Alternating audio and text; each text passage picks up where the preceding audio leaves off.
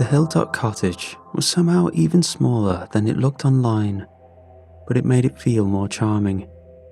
Sunlight split generously through the mismatched windows, catching on the old brass fixtures and the worn but beautiful woodwork that ran along the doorframes, while the garden was wild and overgrown in the best way, full of wild pollinator flowers for bees and tangled roses, with time creeping into the cracks of the old stone path. It had flaws, but the price had been unbelievably low for what it was, and Mara was over the moon. "I love it," she beamed, arms spread like she was already embracing it. "And look at that view. It's like a painting. There are so many pretty places to take pictures of for my shop." She was right. Our view was stunning.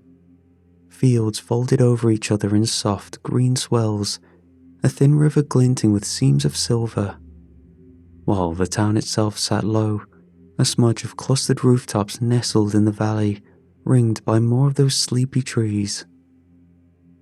I had told Mara it was a romantic reset. I used words like digital detox and back to basics, which she ate up. But what she didn't know was I was buried in debt so deep I couldn't see daylight. Cards, loans, sharks that keep lending, even when I had nothing left to prove I could pay them back. I'd bet our house as a final hope to get it all back, and I'd lost. This cottage was a cheap scapegoat. I just didn't know how long we could keep it up. The general store sat squat and low, as if it had grown there. Inside, it smelled like old wood and something sharp like vinegar or pickled onions. Mara was already halfway down to one of the narrow aisles, asking about local trails and making conversation the way she was always good at doing. The man she was talking to was in his late 50s, maybe older, with a weathered face and hands that looked too big for the delicate register he tapped with one knuckle. When he finally looked up, he did it slowly and grumpily, in that way that I assumed came with age. He looked at Mara, then me, and finally tilted his chin towards our new home. "The Riverwives don't like being seen," he said. His voice was calm, but it felt rehearsed, especially not by young women. Mara paused, halfway through flipping a trail map over. "The what?" "The ones by the river," he responded quickly. "You'll know them if you see them. Don't let it get that far. And if you have to walk past the river, wear something that doesn't invite trouble. Cover up."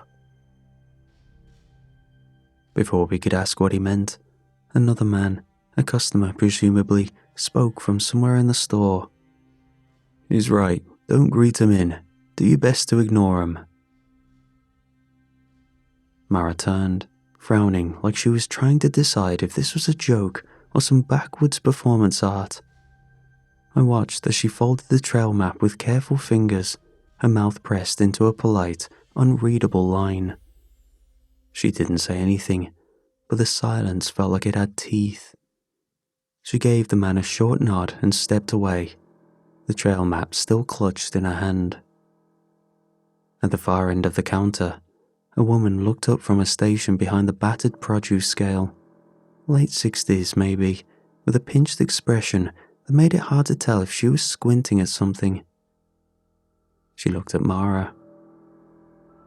"Girls dress like that in the city, I'm sure," she said, sizing Mara up. "But the river's not a place to be soft-hearted."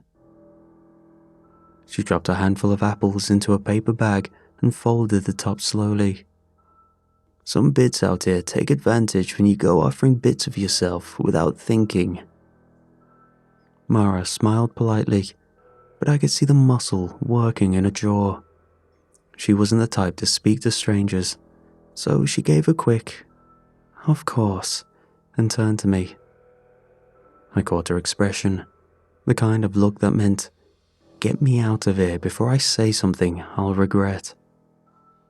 "Let's go," I said, already moving. "Still need to get to the hardware shop before it shuts.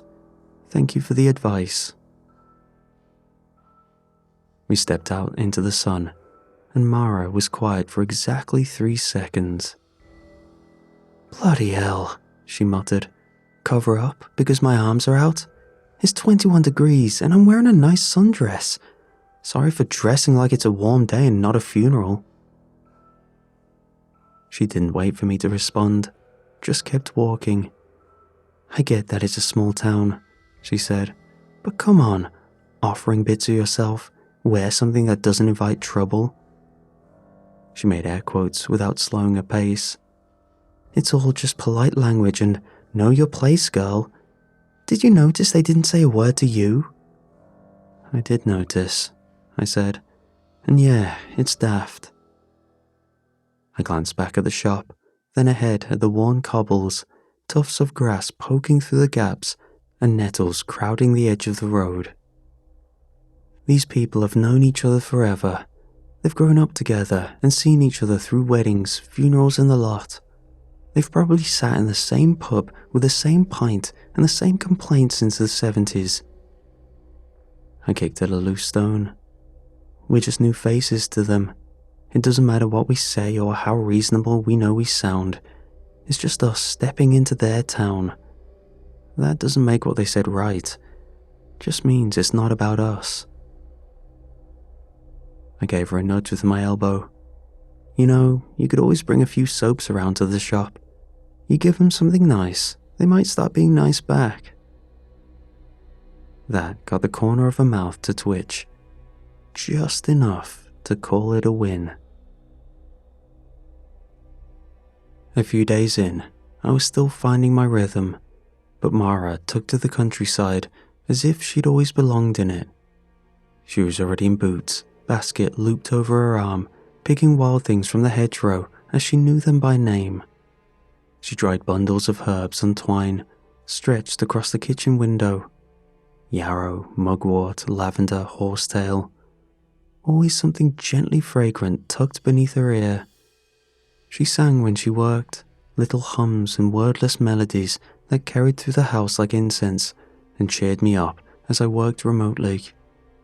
Sometimes I'd find love notes folded and slipped under my coffee mug, tiny sketches of flowers or hearts, which felt great. Until I remembered the real reason we were here. I started going for early runs. Most mornings I was out the door before Mara was up, lacing my shoes on the doorstep while the sky was still waking. It gave me space to think properly. But no matter how far I went, I always ended up circling back to the same thought. I needed to tell her. And the longer I left it, the worse it would be. I'd lost our old life to a stupid, selfish mistake. I hadn't just messed up, I'd properly wrecked things. This cottage, this so-called fresh start, was damage control. And yet, she liked it here. She was happy, and part of me kept wondering if I told her now, would she be furious enough to leave, or would she stay because, despite everything, something good had come out of the mess? I didn't know. I just knew I couldn't keep dodging it forever. One of the first few mornings, I decided to try a different path. I was still working out which ones were worth the mud and which ones didn't leave you stuck 2 fields from where you meant to be. This one dipped through a patch of larch and followed the river for a bit. I hadn't been that way before. It was colder down there. Damp hung heavy in the air and caught in your throat, and in the mornings there was a fog that thickened the closer you got to the river's path. I spotted some figures in the fog. There were women standing knee-deep in the river, backs turned, half lost between the trees and the fog. They seemed to be barefoot, their dresses hung soaked and heavy, clinging to their legs, headscarves knotted tight, not a strand of hair showing. They moved in silence, slowly and steadily scrubbing stained fabric against old wooden washboards. One of them lifted a strip of cloth, wet and heavy. She twisted it with both hands, and red water trickled out. Then, my foot went out from under me. I went down hard, knee first onto the path. Pain shot up my legs sharp enough to make me swear out loud. My palms followed, scraping against the grit and shaving away my skin. I stayed down for a second, catching my breath. When I looked, blood was already starting to soak through the fabric of my joggers. When I limped back into the kitchen, Mara was already at the counter, hanging another row of drying bundles in the window while she made breakfast. She turned, took one look at my leg, then my top, and frowned. "What the hell happened to you?" "River path," I said. "Slipped." She eyed the bloodied streaks down my trousers, the stubborn stains spreading beneath the fabric. She touched the hem gently, then looked at me for a moment. "Lucky you," she said. "I made a new bar yesterday. It's good for blood. Could pull that out nicely." She moved to the shelf and peeled back the linen from the stack of pale grey soap bars, all the same size and shape, more than she usually made in one go. I frowned. "You planning a bulk sale I didn't know about?" She didn't answer, too preoccupied with ensuring her food didn't burn. She passed it to me like she hadn't heard the question. "Use cold water first," she said. "Always cold. Heat sets it in. Then scrub it out with this. Work it into it. Let it sit a bit." She didn't offer to do it for me, which was strange for her. "Was it the path by the bend?" she asked, almost offhandedly, "where the fog rolls in?" I nodded. She didn't look up. "That's where the best wild yarrow grows. Loads of it, just before the river curves back inland. Some of it's already gone to seed, but I've still been able to find the good stuff." She stirred the pot on the stove, her wrist moving slowly and steadily. "It's quiet out there," she said. "I know what you're gonna say. Yes, I saw the river wives as they call them. Don't worry," she scoffed. "I didn't bother them. But I still think it's mad that a town like this lets its oldest women stand out in the cold doing laundry like it's 1820. Bloody backwards if you ask me." There was a long pause as I recalled my encounter this morning. "Yeah, you're right," I said. "But it's not our place. Do you really need to go all the way out there for yarrow? I can pick it up for you on my runs if you want." She turned slowly. "I like it here," she said. "I love it actually, but I'm not stupid. You've seen how they talk to me, like I'm a child or a house cat." She set the spoon down, a bit harder than she probably meant to. "I won't play small just because it makes this place more comfortable. I like my walks. I like finding things with my own two hands. I don't need someone fetching yarrow for me like I'm some little wifey who's safer staying inside." All right, I said gently. "I get it. I'm sorry." She sighed, pinching the bridge of her nose. "Sorry, that wasn't aimed at you. Just all of it. This place is so beautiful until people start speaking that way." I stepped forward and rested a hand lightly on her back. She didn't pull away. "You're right," I said quietly. "You shouldn't have to shrink, not for anyone." She looked at me, and something softened behind her eyes. Her shoulders dropped a little. "We moved here to grow, and instead I'm supposed to fold up smaller." "You won't," I said. "Not with me, not ever." She leaned into my chest with a soft, exhausted sigh, and I wrapped my arms around her, careful of the herbs still tied at her hip. "I like that you worry," she murmured.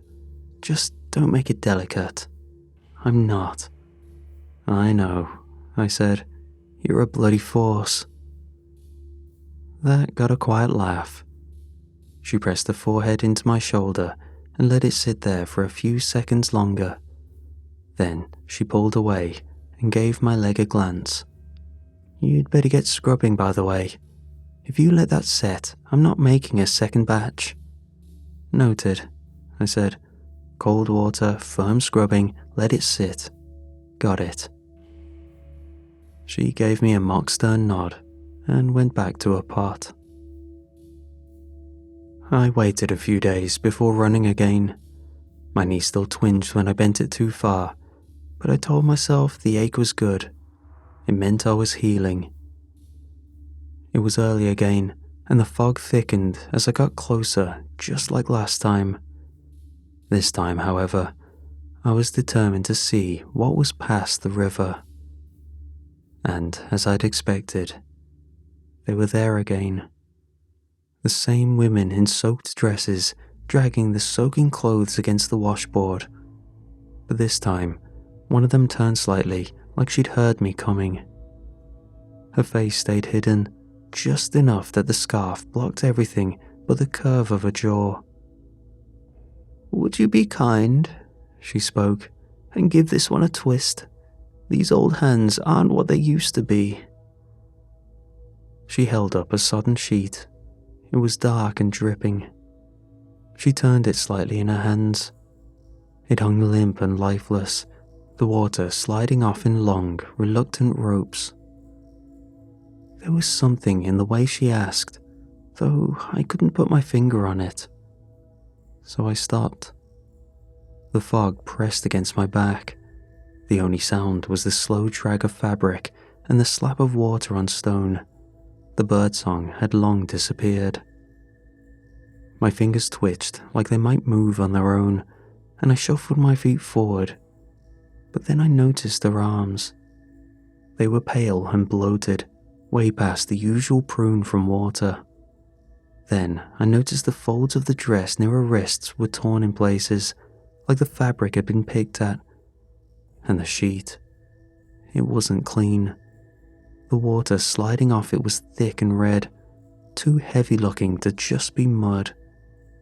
"Come on, love," she said again, voice softer this time. "You've got young arms. I've had awful joint pain lately, and a terrible bit of rheumatism in the elbows. It just needs a twist." She gave the sheet a small, hopeful jiggle, like that would draw me closer. She still didn't look at me, which bothered me more than I wanted to admit. I don't know why, but it made my skin crawl. There was something unnatural about someone asking you for help without ever meeting your eyes. "My wrists have been locking up something terrible," she added, as if it hurt just to say. "All this damp in the air, worse than it used to be. You'd be doing me a kindness." The other women didn't react. They continued dragging their fabrics against the washboard, like I wasn't even there. The words from the general store came crawling back. "Eyes low, don't greet them, don't offer anything." I thought it was cruel the first time, rude for the sake of it. But at that moment, it felt like advice was passed on with caution. Still, I hesitated. Because what if she really was just some old woman in the cold water, soaked to the skin, wrists giving out from years of doing this exact motion? What if I was being the bad guy here, watching her struggle and walking away like it could cost me something? I began. "Oh, sod it then," she snapped at my voice. "Suit yourself." The shift in the tone shocked me. It wasn't the sort of hurt you'd expect from being turned down.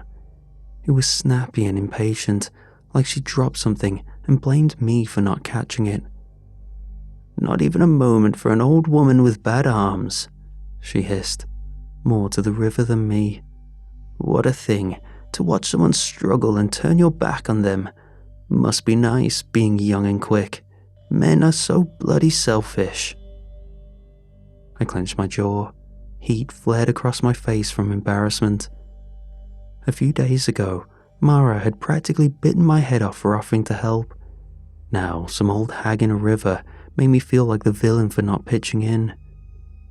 I didn't know what the hell women wanted anymore. I decided to stay silent and let the fog have the last word. I turned back to the path and let my feet do what they came here to do. Move. My breathing evened out as I picked up my speed. The rest of the trail cut through thickets and a small patch of pine. The cold stuck to my skin, and the sound of the river grew faint behind me. And I let it fade. By the time I got home, the sun had risen properly. The mist was already pulling back like it hadn't touched anything.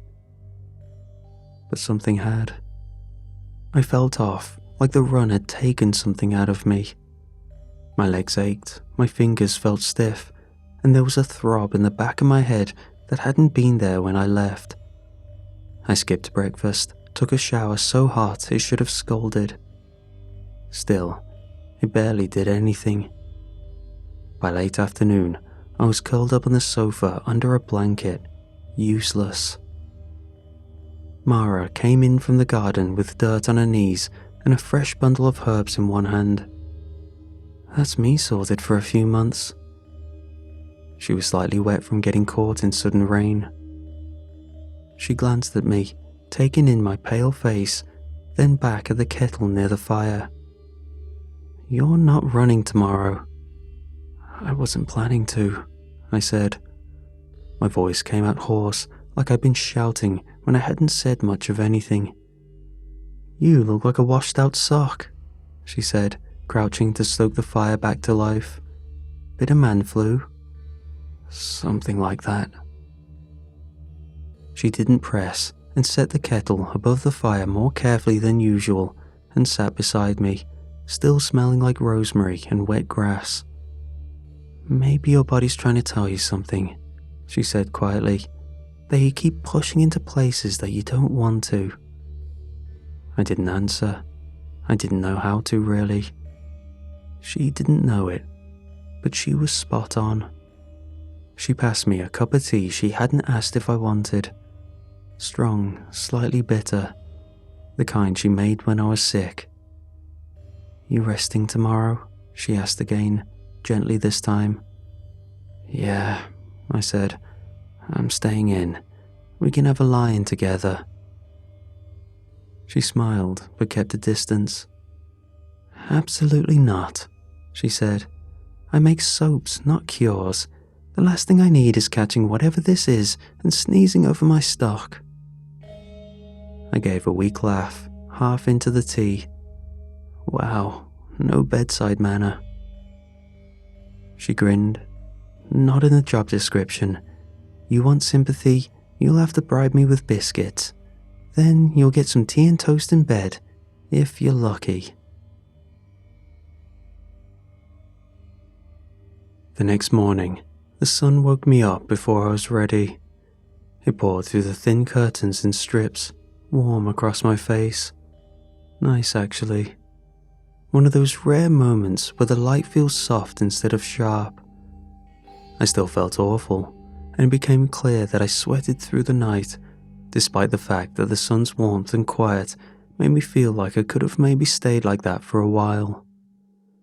I reached over, expecting to feel the softness of Mara's skin, but the bed was empty. The covers on Mara's side were flat and cold. I blinked up at the ceiling, confused for a second. I'd been looking forward to tea and toast in bed, like she usually did when I had the man flu. I listened for her. The house had thin walls, you could hear everything in it. But there was nothing, just quiet. I sat up, slowly. My head swam with that awful cotton wool in your skull kind of dizzy. Everything felt a bit too bright, a bit too sharp. My legs were heavy with fatigue, but I swung out of bed anyway, feet hitting the cold tile on the floor. I made my way around the house, noticing nothing unusual, until I saw that her boots were missing. She wouldn't have gone far, or at least that's what I told myself at first. But something didn't sit right. Mara had already gathered all the herbs she needed. She'd said so. Everything was drying nicely on the twine above the sink, and the rest of her supplies were tucked away in their usual spots. I looked up at the shelf where she kept her finished soaps. The top row was still lined with the usuals: lavender, oat, rosemary. But the pale grey bars she had me use the other day were gone. I moved closer, squinting. Maybe they'd been moved to the market box. My brain felt fogged over, like thinking through cling film. I touched the shelf, ready to steady myself. Nothing. Not a single bar left. I opened the bin on instinct. Half buried under yesterday's peelings was the linen wrap she used for packaging.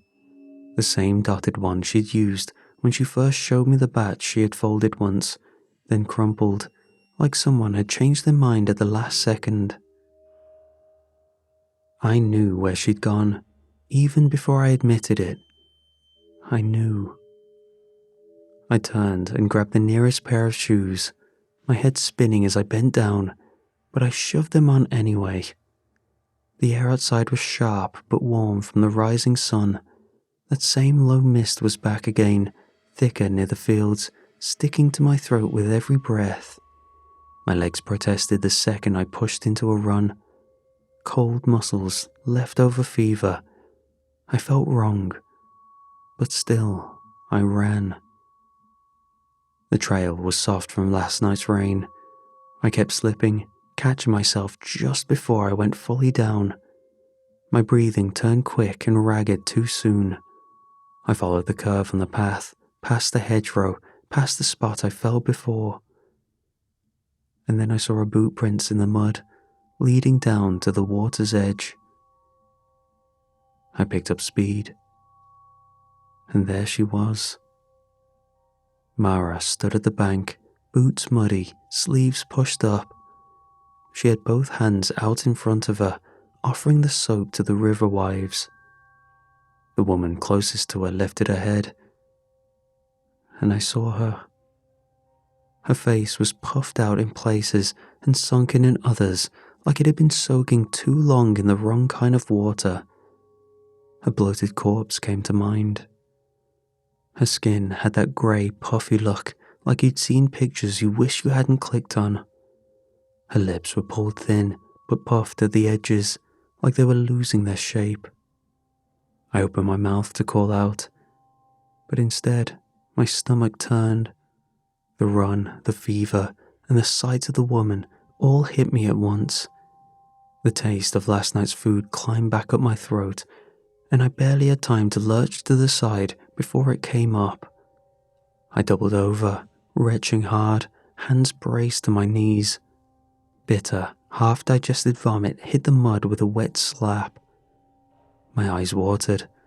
The noise, the stench, and the sting in my nose all grounded me and made it worse. I wiped my mouth with the back of my dressing gown sleeve, heart still hammering, chest heaving. And Mara had turned towards me with a concerned look on her face.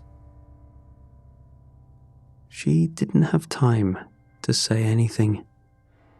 The river wives moved faster than they had any right to.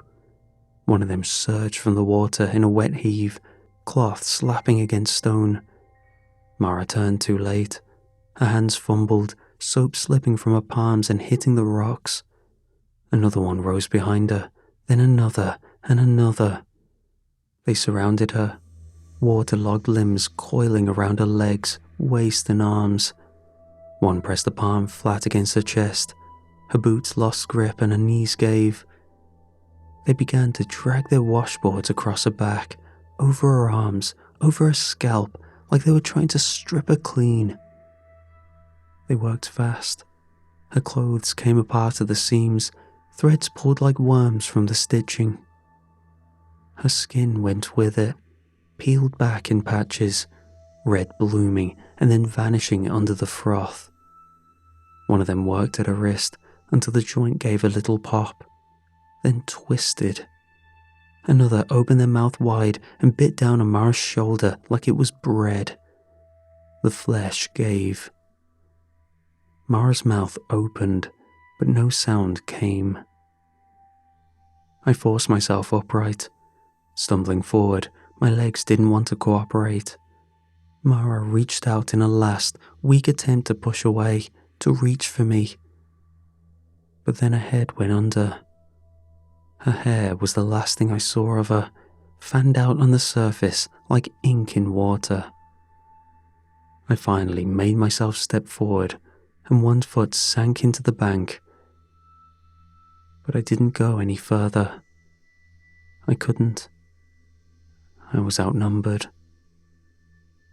There were too many of them, and whatever they weren't just old bats with bad joints.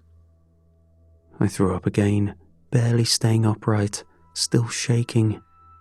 I could taste it all in my mouth, and the feel of last night's sweat still clinging to my neck. One of them turned slightly in my direction, just enough to let me know she'd clocked me, and I stumbled back weakly, shoes skidding in the mud. My heel caught a root, and I went down hard, hands scraping against the cold, muddied stone as I scurried back on my feet, losing a shoe to the river. And I ran, faster than I'd ever run before. I didn't stop until I hit the edge of the village. My lungs were burning, my chest felt too small. One foot was raw, my socks soaked through, and mud clinging to the back of my legs like tar. I stumbled into the center, wheezing, hunched, eyes scanning for anyone. The first person I saw was the woman from the shop. She didn't flinch. "You're a state," she said instead, eyes flicking to my missing shoe, then the blood and the dirt down my arm. "You went down there, didn't you?" I opened my mouth to speak, but the words weren't ready. My throat closed around them. Behind her, another man leaned out from the post office steps. He took one look at me, then shook his head like he'd seen all he'd needed. "You were warned, son. Better not bring that hassle into town. Either leave or go back and finish what you've started." I shook my head, still breathless, voice barely there. "I need the police. I need someone to..." The woman scoffed. Actually scoffed.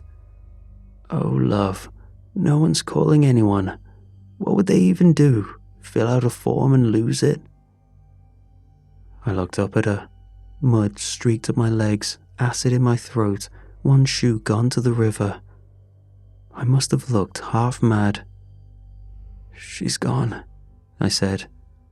It came out dry and it stung. "They took her." The woman from the shop just shook her head. "Then it's done." She looked me over again, but there was no pity in it.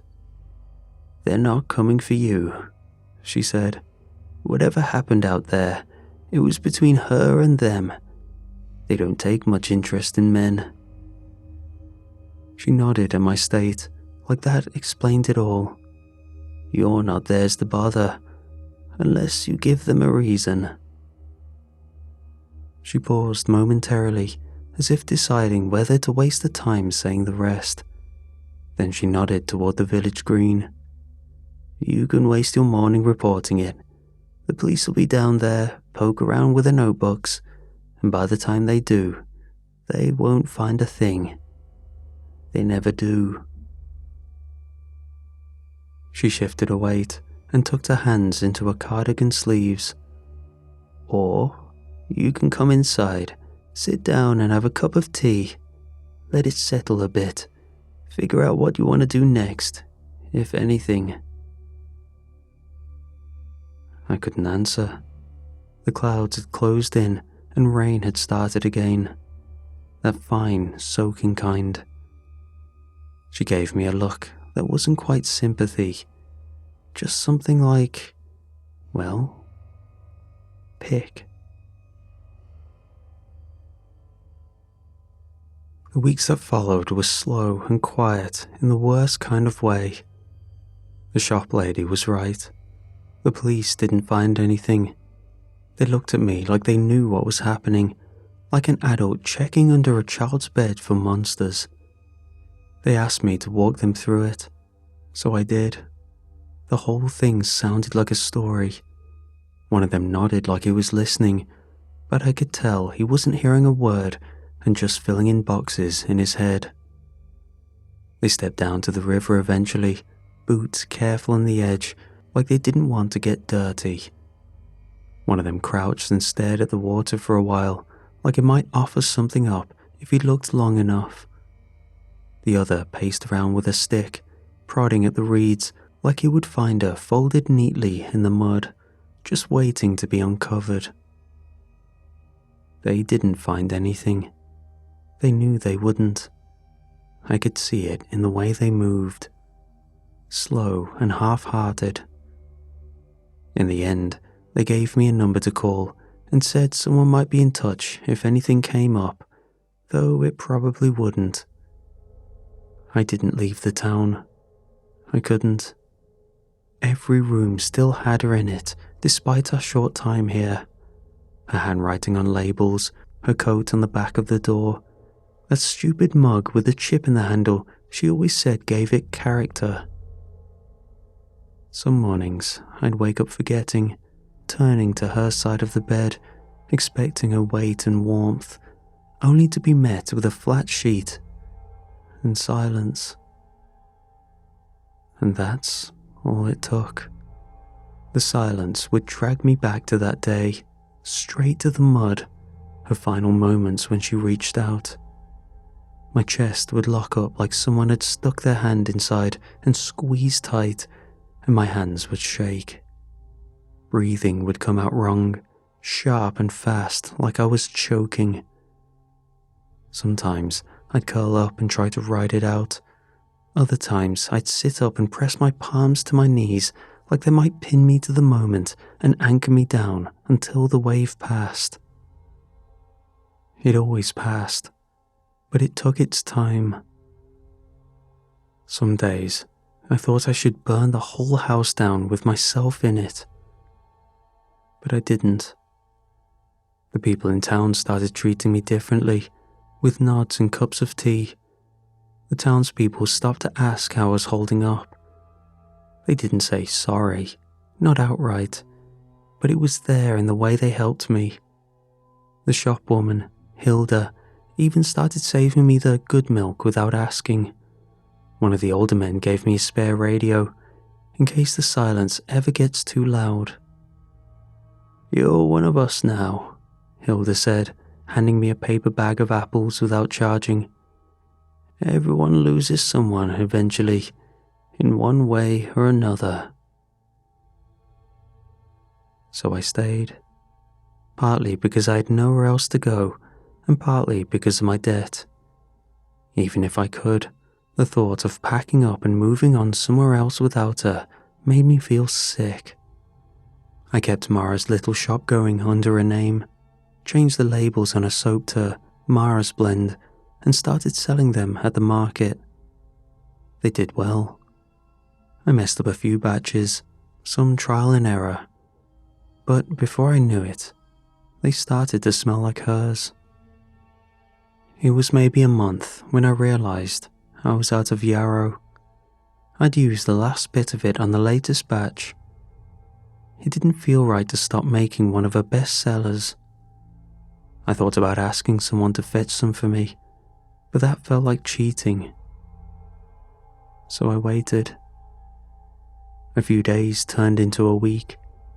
I kept putting it off and even tried looking for it in different areas.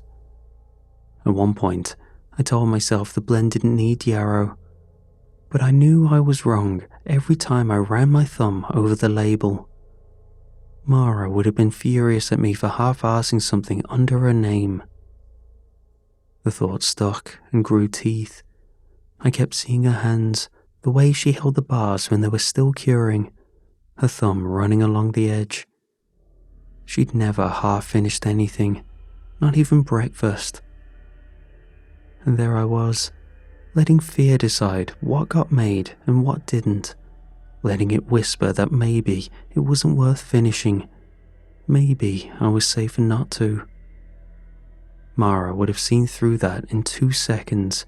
She'd have thrown something at me, probably a damp tea towel, and she'd have followed it up with that sharp look she had. The one that said, "Pull yourself together." And she'd have been right. All I did was give the anger space to grow. It started low in my chest and curled around the edges of everything as it festered into the corners of the cottage and onto her side of the bed. Eventually, it boiled up into an idea, one I couldn't shake away, no matter what I tried. That evening, the local pub was lively and dimly lit. A few of the regulars scattered across the low tables, shouting across to each other, cracking jokes. The fire was more glow than flame by now, mostly embers tucked into the grate, flickering just enough to keep the cold off the walls. George, the gent who gave me the radio, sat near the back, half watching darts on the telly. I took the stool next to him, no fuss, and didn't bother with a pint. "You still got that shotgun?" I asked. "Bloody hell," he said after a pause. "You don't start with hello anymore." Didn't feel like chatting. Clearly.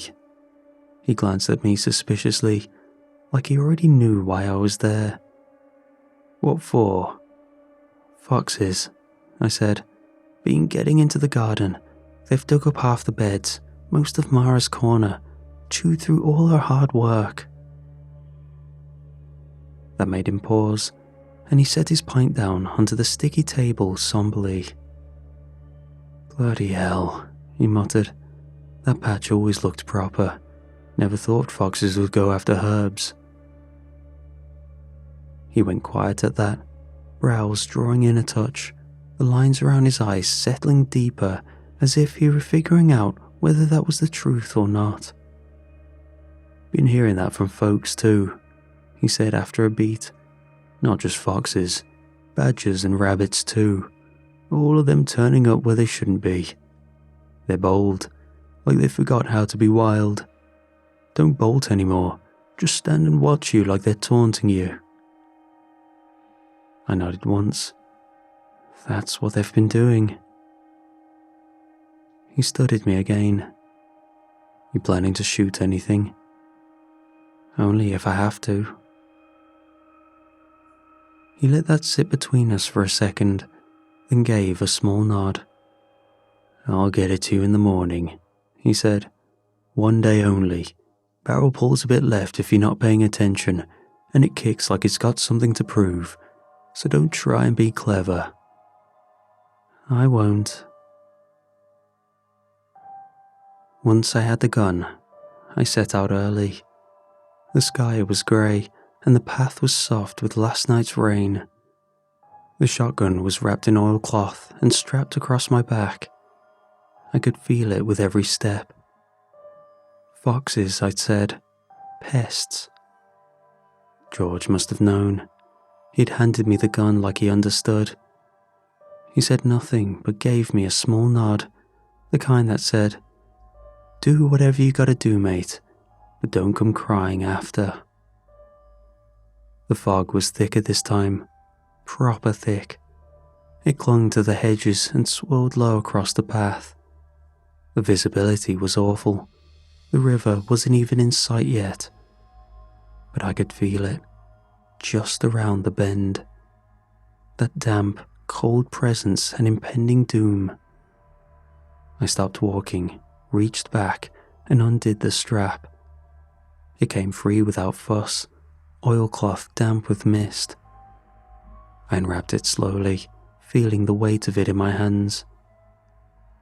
It felt wrong, like it knew I had no business holding it. My arms weren't made for this, my hands weren't steady. I never handled one before, not properly, not like this. And there I was, alone in the mud with fog at my ankles and a loaded shotgun in my grip, like I knew what the hell I was doing. I broke it open to check the 2 shells. They were right where they were meant to be, and when I clicked it shut, it made a proper sound, clean and final. Then I kept moving slowly. My boots sank a little into the wet ground with each step. I could feel the thud of my heartbeat in my jaw and fingertips. Then I saw it. A figure of a woman standing in the water with her back turned, her dress soaked and clinging to her legs, and her head was wrapped in a scarf pulled tight. Every muscle in me went taut. I raised the gun and flicked the safety off with my thumb, clumsy and stiff. The click was louder than I expected. It made the hairs on the back of my neck stand up. The figure reacted to the noise, one foot dragging through the water like she was remembering how to stand. Her body swayed slightly, and every part of me tensed. My arms were locked and my shoulders tightened. I braced the stock against my shoulder properly, lifted the barrel and lined it up through the grey. The fog swirled around her, thick as milk, only showing a blur of her. I couldn't see her face, but I knew what this was, what it had to be. One of them. I had seen this before. I knew this shape, this silence, the soaked dress clinging to her legs, sleeves hanging heavy, hair hidden, no part of her left to recognize. She was just another one of them, waiting for her next victim. So I aimed, and just when I had her square in my sights, she spoke. "Did you finally bring those biscuits you promised me?" The words took the ground from under me without warning, and my arms dropped just a little and shook. I couldn't help it. It felt as if the gun had become heavier. Because it was her. It was Mara.